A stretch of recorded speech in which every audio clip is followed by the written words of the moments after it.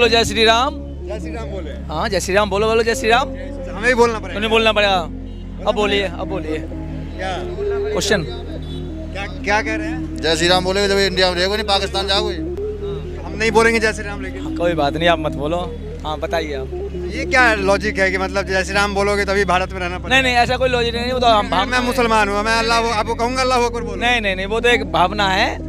आप बताइएगा। अपनी भावना अपने साथ रखेंगे। हाँ हाँ, हम तो सबके साथ रखेंगे। आप हमारे पे थोप देंगे? नहीं नहीं, आप पे नहीं तो कहेंगे। नहीं नहीं, आपने कहा ना जय श्री राम बोलिए। हाँ बोलिए। उन्होंने कहा कि भारत में रहना तो जय श्री राम बोलो। अरे नहीं, ऐसी कोई बात नहीं है। गलती हो गई। सबका समाज, सबका देश है ये तो, चाहे हिंदू मुस्लिम सिख ईसाई सबका है। क्या कह रहे हैं कि इंडिया में रहना होगा तो जय श्री राम कहना होगा? बाबा भैया बाबा कहनी पड़ेगी। बाबा को जो वोट न करेंगे वो इंडिया में नहीं रहेंगे ना देखो पाकिस्तान। अच्छा हमें कहाँ रहना चाहिए? मेरा नाम जैसे दानिश हुआ तो इंडिया में रहो। अभी तो आप कह रहे हो पाकिस्तान भेज देंगे। जय श्री राम बोलो ना। जय श्री राम बोले। नहीं बोलेंगे जय श्री राम तो पाकिस्तान जाओ। अल्लाह अकबर बोलेंगे तब? पाकिस्तान जाओ पाकिस्तान। अच्छा भारत में रहने वाले अल्लाह अकबर वाले भारत में नहीं रहेंगे? ना ना। कहाँ से ये लॉजिक आया है? तो जय श्री राम का नारा भड़का हुआ है। जय श्री राम का नारा भड़का हुआ है। जय श्री राम का नाम इस्तेमाल किया जाता है मुसलमानों को मारने के लिए, उनको काउ स्लॉटरिंग के नाम पर उनको मारने के लिए, उनको ट्रेनों में चुन चुन के ये कहने के लिए कि या तो जय श्री राम का नारा लगाइए, योगी और मोदी को वोट दीजिए, नहीं तो हम आपको मार देंगे। तो आप अगर कहीं मंदिर में जा रहे हैं, सुन लीजिए, अगर आप मंदिर में जा रहे हैं, जय श्री राम का नारा नहीं लगाएंगे? किसी को मारती नहीं हूँ जय श्री राम का नारा लगा के। मैं किसी को जान से नहीं मारती पकड़ पकड़ के, और उन्हें जबरदस्ती ये नहीं कहती कि जय श्री राम बोलोगे तो इस देश में रहोगे, वरना आपको देश में रहने नहीं दिया जाएगा। वो लोग धर्म से दूर जा रहे आपको हैं। अपना धर्म निभाना है तो लोगों को तो आप अपना धर्म निभाने दो ना। आप अपना धर्म निभाइए, दूसरों को दूसरों का धर्म निभाने दीजिए। आप अपने धर्म की आड़ लेकर दूसरे के धर्म के लोगों को मारेंगे नहीं ना। आप कहाँ बात को कहाँ लेके जा रहे हो? तो लग रहा है जय श्री राम के नारे से हिंसा होती है, अल्लाह अकबर के नारे से भी होती है हिंसा। मैंने तो आपको कहा ही नहीं कि जय श्री राम के नारे से हिंसा होती है। मैंने तो आपको ये बोला जय श्री राम का नारा इस्तेमाल किया जाता है हिंसा करने के लिए। जब अल्लाह अकबर का नारा भी इस्तेमाल किया जाता है हिंसा करने के लिए, मैं उसके भी अगेंस्ट हूँ। जब कोई टेररिस्ट अल्लाह अकबर के नाम पर किसी का सर कलम करता है, मैं उसके भी अगेंस्ट हूँ। मेरा नाम सतीश सिंह है। डॉक्टर जाकिर नाइक साहब, मैं 2 दिन से आपकी तकरीर सुन रहा हूँ।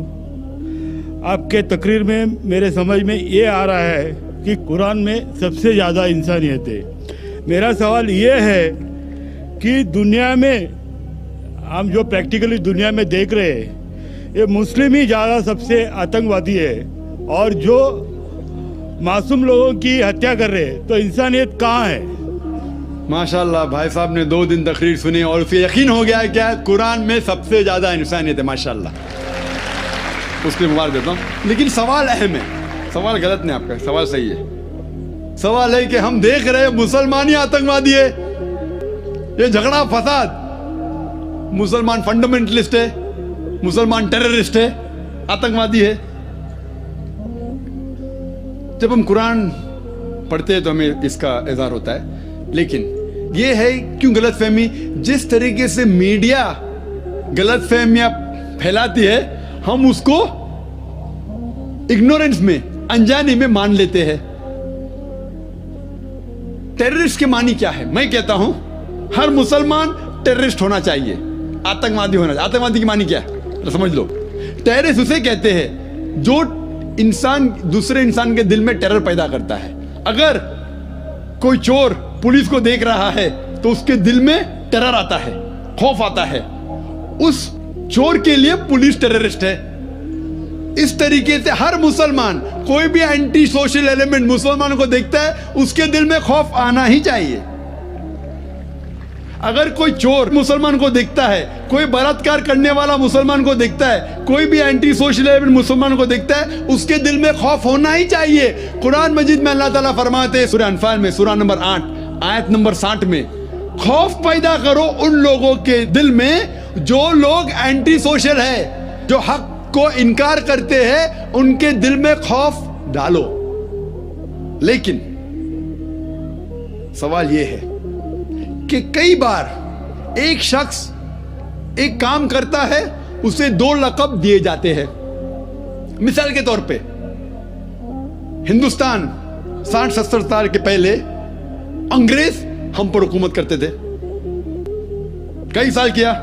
बहुत से हमारे इस देश के हिंदुस्तानी थे जो इस देश की आजादी के लिए झगड़ा कर रहे थे। इनको अंग्रेज कहते थे आतंकवादी, टेररिस्ट। हम आम हिंदुस्तानी कहते थे देशभक्त, फ्रीडम फाइटर, पेट्रियट। वही आदमी, वही काम, 2 लक़ब, 2 टाइटल।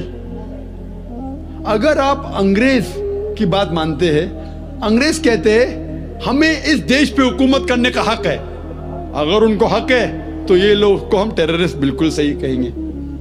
लेकिन आम हिंदुस्तानी कहता है ये अंग्रेज तो तिजारत करने आए थे, इनको हम पे हुकूमत करने का क्या हक है? तो हम कहेंगे ये लोग हैं देशभक्त, फ्रीडम फाइटर्स, पेट्रियट्स। सेम आदमी, सेम काम, 2 लक़ब। वही आदमी, वही काम, 2 लक़ब। अगर आप अंग्रेज की बात को मानते हैं कि अंग्रेज को हक है इस देश पे हुकूमत करने का, हम मानेंगे कि वो आतंकवादी है, चाहे वो भगत सिंह हो या। लेकिन आम हिंदुस्तानी कहेंगे नहीं, ये तो देशभक्त है। तो आप किसके नजरिए से देखते हैं चीज को, फिर आप फैसला करेंगे वो आतंकवादी है कि देशभक्त। आपके हिसाब से भगत सिंह देशभक्त था क्या आतंकवादी था? सतीश भाई, देशभक्त। देशभक्त, आतंकवादी नहीं था ना? था के भगत सिंह देशभक्त था क्या आतंकवादी था? देशभक्त, देशभक्त। हाँ, मैं भी समझता हूँ देशभक्त था। हम अंग्रेज की बात को नहीं मानते। तो जब अंग्रेज टेलीविजन पे कहते, CNN, BBC पे कि मुसलमान आतंकवादी, आप क्यों मानते? सवाल वो नहीं है। मेरा जो सवाल था, आता हूँ, मेरा पूरा जवाब मुकम्मल नहीं हुआ। जवाब मुकम्मल होगा फिर आपको मौका दूंगा मैं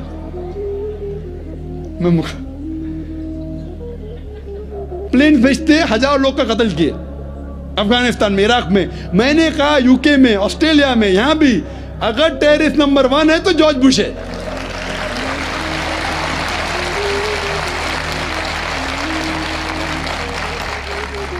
ट्विन टावर को किसने गिराया? CIA, FBI का क्या बजट है? इन लोग गर्व से कहते हैं अगर परिंदा भी पेंटागन के ऊपर उड़ेगा तो हम पहचान सकते। एक हवाई जहाज 1.5 घंटे बाद आके उसमें ठोक देता है, उनको पता ही नहीं चलता है। बहुत से अमेरिकन लोग, मुस्लिम लोग छोड़ो, क्या कहते, अमेरिकन लोग, क्रिश्चियन लोग कहते हैं क्या ये इनसाइड जॉब था, अंदर की बात थी, ये अंदर की बात। जिस तरीके से ट्विन टावर गिरा वो प्लेन के जरिए गिर ही नहीं सकता है। कितने लोग कहते हैं कि ये जॉर्ज बुश ने किया अपने वोट बैंक के लिए। कल मैं कह रहा था ना पॉलिटिशियंस के बारे में, कल की तकरीर सुनी ना आपने, हकीकत लगी क्या ने? क्या होगा? 5000 लोग को मारो, वोट तो मुझे मिलेगा। $1 ट्रिलियन नुकसान, क्या फर्क पड़ता है? अगर नहीं गिराऊंगा ट्विन टावर को तो मैं थोड़ी इलेक्शन में आऊंगा। क्या करो? 1000 लोग का कत्ल करो, नुकसान करो करोड़ रुपए का, मैं तो आ गया वापस सीट पे। ये मैं नहीं कह रहा हूं, ये मैं नहीं कह रहा हूं, ये अमेरिकन लोग कह रहे, तो गलत है। मैं नहीं कह रहा हूं कि जॉर्ज बुश ने गिराया, मैं जानता ना, मैंने तहकीक थोड़ी की। मैं कह रहा हूं कि बाकी लोग क्या कह रहे। अमेरिकन लोग कहते हैं, कुछ लोग, कि बिन लादेन ने क्या, कुछ ने कहा जॉर्ज बुश। लेकिन ये तो मैं जानता हूं कि मैं टीवी पे जो देखा हूं वो खुद के चैनल के ऊपर कि जॉर्ज बुश गर्व से कह रहा 1000 लोग को मैंने मारा, इसीलिए मैं जॉर्ज बुश को टेररिस्ट नंबर 1 कहता हूं। कल मैंने कहा ये बाबरी मस्जिद में जो हुआ हिंदुस्तान में, गुजरात में क्या हुआ, वोट बैंक के लिए हिंदू मुस्लिम में झगड़ा करो। बाबरी मस्जिद को कौन जानता था पहले? आप जानते थे? सुने थे बाबरी मस्जिद के बारे में? ये दंगे फसाद के पहले 1985 के पहले सुने थे? नहीं सुना था। मैं भी नहीं सुना था। ये वोट बैंक के लिए झगड़ा फसाद, 1000 लोग मारे गए। गुजरात में जो हुआ क्या सही हुआ? अगर पुलिस चाहती तो, हमारे हिंदुस्तान पुलिस में माशाल्लाह इतना पावर है कि अगर चाहती तो दंगा फसाद हो ही नहीं सकता। बंबई में जो हुआ 1992 में, इफ द पुलिस वांटेड, किसकी जरूरत के बाहर रास्ते पे आए? लेकिन वो पॉलिटिशियन की इजाजत है, यहां मत जाओ, वहां मत जाओ, यहां हंगामा करो, यहां कर्फ्यू लगाओ, वहां मत कर्फ्यू लगाओ, यहां मुझे वोट मिलेगा, वहां नहीं मिलेगा। आप समझे ना? तो ज्यादातर चाहे इंग्लैंड में हो या अमेरिका में हो या हिंदुस्तान में हो, कोई भी पॉलिटिशियन हो, तो ये पॉलिटिशियन की हरकतों की वजह से, जैसा मैं कल कहा, तो लेबल लग गया अभी मुस्लिम लोग पे टेररिस्ट। अगर आप जानते गुजरात में कितने लोग के माँ का अपने आंख के सामने बलात्कार हुआ, बलात्कार करने वाला पड़ोसी है, उसके ऊपर कोई एक्शन नहीं लिया जा रहा है, तो वो कानून अपने हाथ में लेता है, गलत करता है, हम भी लेता है, क्या करें? सब समझ रहे? तो हमें यही जानना चाहिए इस आतंकवाद की जड़ क्या है। तो हमें जड़ पे जाना चाहिए और जड़ को खत्म करना चाहिए। अगर हम एक हो जाएंगे, अपनी किताब एक खुदा में माने, सिर्फ खुदा से डरे, जो खुदा की बात मानता उसको वोट दे, ना कि दंगे फसाद करे, अब समझ रहे? तो इंशाअल्लाह अमन होगा। और आप देखेंगे इसके बावजूद, इतना होने के बावजूद, अमेरिका में एक न्यूज है कि 9 महीने बाद 11 सितंबर के बाद 34,000 अमेरिकन ने इस्लाम कबूल किया। क्यों? जितना मीडिया इस्लाम के खिलाफ बात कर रही है, उतना ही इस्लाम फैल रहा है। मैं जब तकरीर करने जाता था 11 सितंबर के पहले अमेरिका में, मजमा होता था माशाअल्लाह हजारों लोग का, ये अमेरिकन बहुत कम आते थे। अभी जाता हूं तो बड़ी तादाद है। ये जानना चाहते क्या इस्लाम में? आप भी आ जाए, शायद 11 सितंबर के पहले नहीं आते थे, बराबर कि नहीं? आप जानना चाहते क्या मजहब है ये आतंकवादी मजहब, मैं भी तो देखूं, आके मुतासिर हो गए क्या नहीं? अल्हम्दुलिल्लाह, डंके की चोट पे कहता हूं, मैं क्यों डरूं किससे? क्योंकि अल्लाह ताला फरमाते हैं सूरह इमरान में, सूरह नंबर 3 आयत नंबर 54 में, मकरुम मकरल्लाह वल्लाहु खैरुल माकिरीन। उनने प्लान किया, प्लानिंग की, अल्लाह ने भी प्लानिंग की। सबसे बेहतरीन प्लानर अल्लाह है। ये वेस्टर्नर्स प्लानिंग कर रहे कि इस्लाम को दबाने को, इस्लाम और बढ़ रहा है और फैल रहा है। जितने दबाने की कोशिश कर रहे हैं, फैल रहा है। मीडिया कहती है कि इस्लाम में खवातीन के हुकूक नहीं है।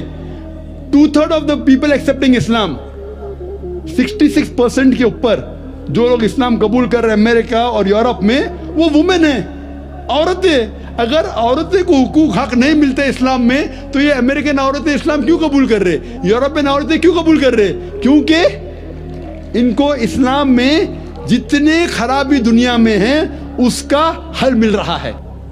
योन रेडली थी एक ब्रिटिश रिपोर्टर जो अफगानिस्तान में गई थी रिपोर्ट करने के लिए तालिबान के वक्त। जिस तरीके से सलूक किया तालिबान ने उनके साथ, मैं तालिबान का दोस्त नहीं हूं भाई, तो आप बोलेंगे तालिबान का एजेंट आ गया। मैं ना बिन लादेन को जानता हूं ना कोई तालिबान को जानता हूं, हक की बात कहता हूं, डरता नहीं हूं। अगर ब्रिटिशर ने कहा कि भगत सिंह टेररिस्ट है, मैं उनके खिलाफ हूं, डरता नहीं हूं। तो योन रेडली ने इस्लाम कबूल किया, बाद में गई थी खिलाफ लिखने के लिए, मुतासिर हो गई, मुस्लिम बन गई। तो इसीलिए हमें हक की तहकीक करना चाहिए और हमें जो लोग हक के खिलाफ है उनके साथ जंग करना चाहिए, तभी इस दुनिया में अमन होगा।